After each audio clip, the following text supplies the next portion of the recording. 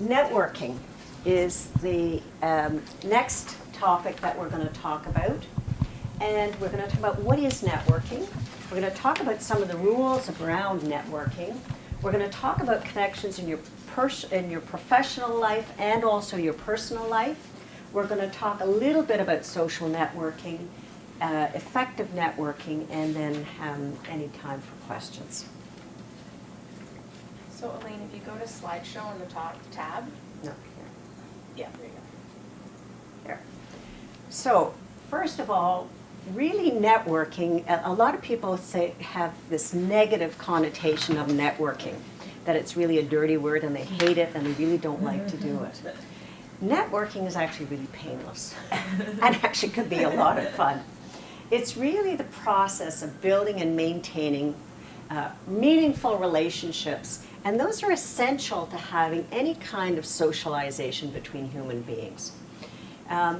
Relationships are really important for your health. They're really good for your well-being and for your growth. And good, solid relationships are built on trust and reciprocity. And I like this expression, little happens in a relationship until the individuals learn to trust each other. And you learn to trust each other by interacting with each other. So what is networking? It's really the art, and it is an art, to managing and using your relationships and contacts to make exchanges easier in really every facet of your life. So you use networking in your personal life if you're looking to move to another city and you want to know, gee, I don't know anybody in that city, who can I reach out to? And you know, I'd like to have someone that I can connect with when I get there. I need to get an apartment. I want to find out if anybody knows how to get a great apartment. What part of the city should I live in? What part of the city should I not be in? So those are the kinds of things you reach out to people and you ask them. In your social life, it could be to make friends, it could be to date, it could be to find babysitters eventually, etc. So it could be any of those things. And then in your professional life, it's really to navigate your career. It's a process of connecting. It's of giving and taking, and again, based on trust and integrity. If people can't trust you, or if they feel that you're abusing the relationships and the connections that you are making, they won't connect you anymore. They'll drop you very quickly, and that's not going to work very well. So what is networking? In a professional context, really, networking can provide you names of employers. It can provide you other peer relationships. So I know someone who works in that organization. I'll send your resume over there and they'll do something with that. If you're trying to find capital, you're trying to start a business and you want to get access to capital, well, you go and see, you start with your family, you go to your friends, but then you go to other people who can help you to find money. If you're trying to say, I need a product, I'm trying to build this and I need an app that can do this, I don't know anybody, reach out through your network. Who's in the IT space? Who can help you to find that? Access to information. Journalists are the greatest networkers in the world. The way that they get stories is through networking and connections, and who do you know and who can I talk to and where can I get information. But besides that, also, if you're trying to, for instance, go to get contacts within a company, and maybe it's a company that's overseas. So what you would do is you would reach out to someone who works for the company locally and see if they can connect you to someone overseas. Leads and opportunities. If you're trying to get business leads, a lot of people who are in business development do networking just sort of as part of how they do business. They will go to conferences, they'll go to seminars, they'll collect business cards, they'll get connections that way, they'll find out, well, who's doing what, and if you go to conferences and find out, well, what are some of the latest apps that are coming out, and then you make connections and you go to the booths. So all of these are all ways of networking. If you want to find out you're available and you're looking for a project, well, you reach out to people who are in that space. Also for peer evaluation and recognition. Certainly in the academic field, a lot of people network to try to find out who's doing what research and who can they work with and who can they further their connections with.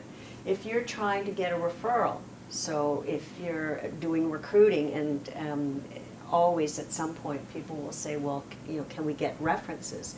You need to maintain your connection with your references so that when you need to draw on them, that's another form of networking.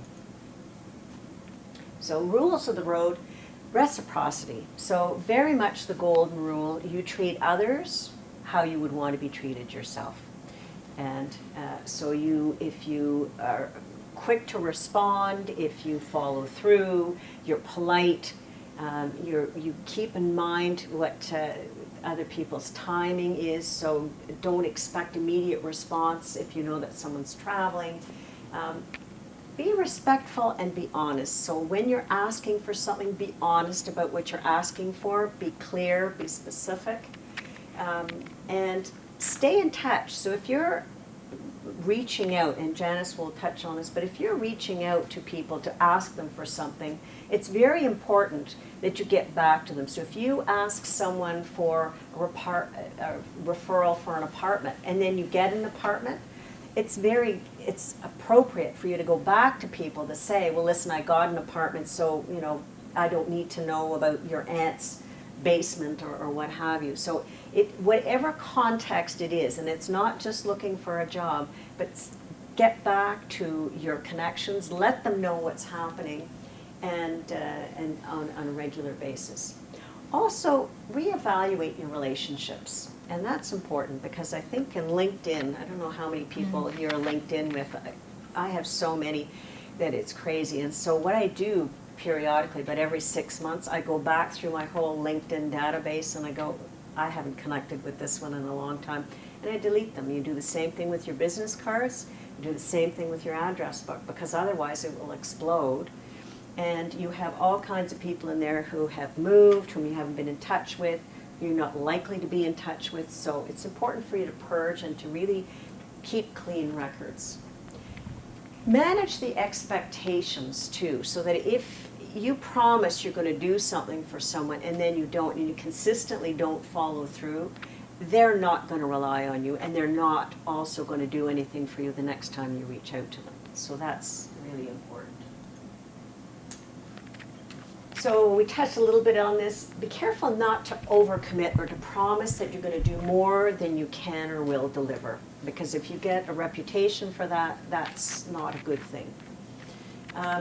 And when you're asking someone else for something, so whether you're asking to meet with someone for a coffee meeting because you would like to learn more about that company, or you're trying to explore a business opportunity, be very specific about what you want to do, why you want to meet with that person, how much time, and what you want to get out of that meeting. So that they can judge, do I need to prepare for this? How much of my information am I going to share with this individual? And so that you don't come and you sit there for an hour taking up someone's time, because people are very judicious with their time that they give out for information interviews or whatever, and you don't want to abuse that. Don't get discouraged also if if every ask that you make is not turning into some kind of a gold mine. Sometimes you'll have an information meeting about something and you realize, no, this person can't really help me and this isn't really going to be helpful. So just always be polite, keep it short, and move on, and always thank them after the fact. That's important. And then the ultimate thing is, do not break trust or compromise integrity or engage in any kind of unprofessional behavior, because there's one individual who I tried to introduce to various people, didn't show up for the meetings, didn't thank people after he met with them, and very quickly got quite a bad reputation, and no one would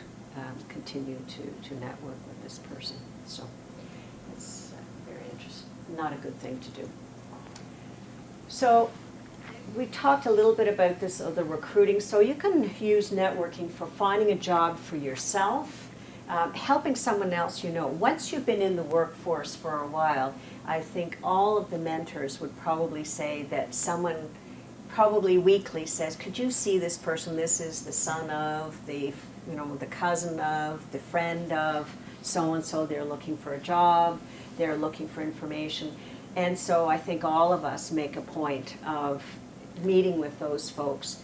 And I think you have to be a little bit judicious about how many of those meetings you take and what you do with them. But even your friends will say, would you have time to have a coffee to talk about this or that? So you know what? It makes lots of sense to meet with those people, because at some point you will be asking for yourself. Also transitions. When you leave a job or at some point you will probably be terminated or leave or be asked. It's just, that's just the reality of the working world. It's not nice, but it's something that all of us will go through at some point. But particularly as able to reach out to people and to network and to have information meetings. So that's a key time when you would do that. Business development, again, if you're trying to start a business, you want to talk to who can give me money, who has ideas.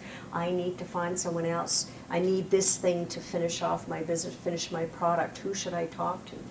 So that's a great way to do that. And we talked about in the academic context. Also in your professional life, also access to expertise. Because, for instance, if you're trying to work on a project, you say, gee, I know nothing about this. My boss has asked me to deliver this, and I've got to produce it by the end of the week, and I know nothing about this. So who do I reach out to? How do I very quickly get access to an expert who can help me either give me the information I need or connect me to somebody else who will? So that's another key way of dealing with that. Or also, again, if you're working through an issue, have an issue with your boss, with a colleague, and you say, is it just me? Am I having these problems alone, or do other people as well? So it helps to talk about these things. Connections, life transitions. So here's sort of the process for working through that. So as you're going through a transition, whatever it is, so who can provide me with the information that I need? And then you think about who can provide me, so if I don't know the people who can help me, who can point me to the right person who can help me? So maybe, Taylor, I call you up and say, I need someone who can help me work this out. You say, well, I can't help you, but I know so-and-so who can connect me. So that's what you want to do. Sometimes when you're making a decision about something, you need to have people come on side. So if, for instance, I sit on a board and we're trying to come to make a decision about something, and I feel like perhaps I'm the only person who's thinking this way, but in order to, and I disagree with a particular point of view, I may need to call all of my colleague board members and just figure out who can help influence this decision. So sometimes you network to get a decision made, or to influence, if you think that something's going the wrong way and you want to get it back on track, and you want to influence people before you get to the meeting, so that when you get to the meeting that you have allies at the table when you're trying to get a point across, a decision made, or what have you. So that's also another form of networking. And then, who can help you directly? So who are the people who can come and really get a thing done for you? So how do you get started with networking? So here you are, I'm a brand new graduate from Bishops, and how do I start to network? So go through your address book. Go through your LinkedIn, go through your class lists, go through, if you've been out meeting, go through your business cards. Go through also a great source of candidates or connections are conferences, or if you go to meetings, if you go to seminars, keep the list of names and go through them. And if you talk to people, collect their business card and tick off. And what you can do on the back of the business card, write down just a little note or something, a tickler, to remind you, what were you talking to this person about? What are you going to follow up with them on? Okay? And then also use your social media contacts. And that's sort of Facebook, Twitter, Instagram, and I don't even know what all the other ones are. But I think go through there, reach out through, and send a note. So then what you want to do is you want to prioritize your names and your contacts. So who do you know best, who's most likely and in the best position to try to help you? And then you start to work out, so who can help me right away, and who do I know best, and then who do I know less well. And then you don't want to reach out to someone you don't know at all until you've exhausted your network, those people in your network who can really help you and who know you and who will pick up the phone for you. They'll send a letter on your behalf, send an email, etc. And then make a plan and a schedule, and then follow through. So do your homework before you get to a network meeting. Make sure you arrive on time. Be professional, but be yourself. Remain focused on your objectives. Don't go off on tangents, especially if you said to someone, I'm coming for 20 minutes, I want information. Make sure you stick to the 20 minutes. Follow up as soon as possible after the meeting or the conference and thank the individual for their time and their assistance. And also indicate that you're going to be willing to help them at some point in the future if they need something. So even though, people have said, well, you know what, I've just graduated, how could I possibly be helpful to anyone? Well, in fact, you never know. In fact, we may reach out, mentors may reach out and say, you know what, this is something that I don't deal with, or it's out of my realm of whatever, but, you seem to know people, you seem to know something about that. So don't sell yourself short. In the same way that you say you have to be a good friend to have good friends, you have to be a good networker to maintain your network. So as we talked about earlier, make sure that you let people know when you land a job, move to another country, an apartment, take on a project, launch your business, invite them to the business launch. If you write a book, invite them to the book launch. And if they recommended you for an award but you didn't get it, thank them anyways for having nominated you. And if they helped you land a key piece of business, let them know that too. Keep in touch with people in your network. Don't just reach out to people when you need them.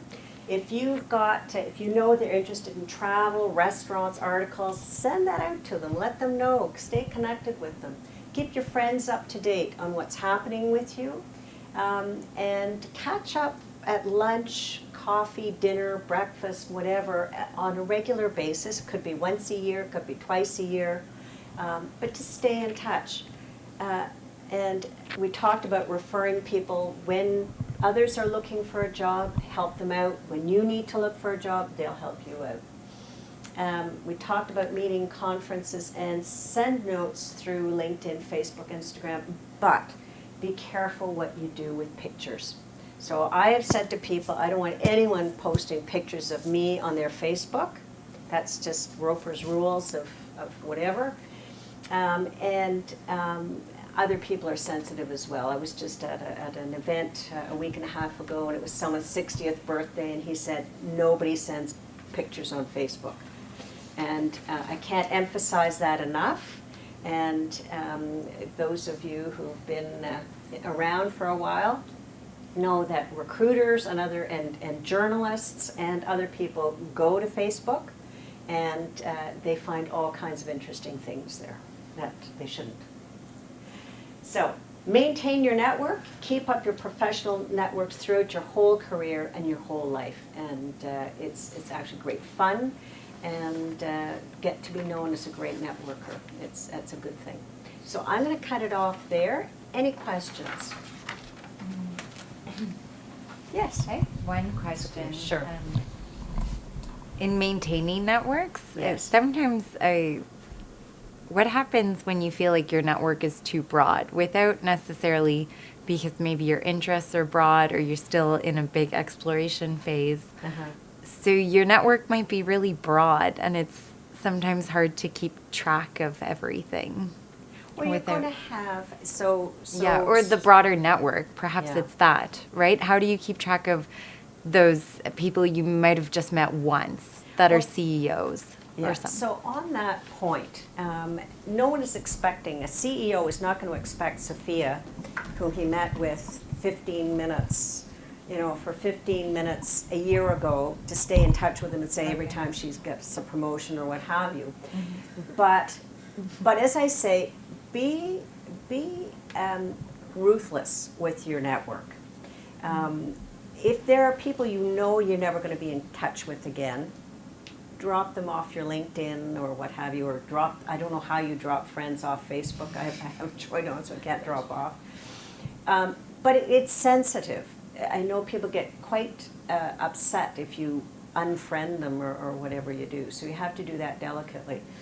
But you will have, again, like an onion, you will have a nucleus of people whom you're close with and who you stay in regular contact. And then I think you need to sort of decide, is this someone I should have coffee with once a year? So perhaps it's a former boss, perhaps it's someone who you think you may want to get back in touch with, or you like the person, but you never know really where you're going to run into them again.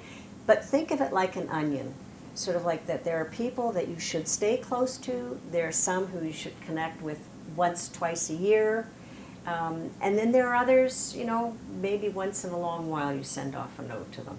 Mm-hmm. Okay? Your network can't be too broad, but you have to manage it. And that's the, the housekeeping, if you will, on your network. A good question. Any other questions? Okay.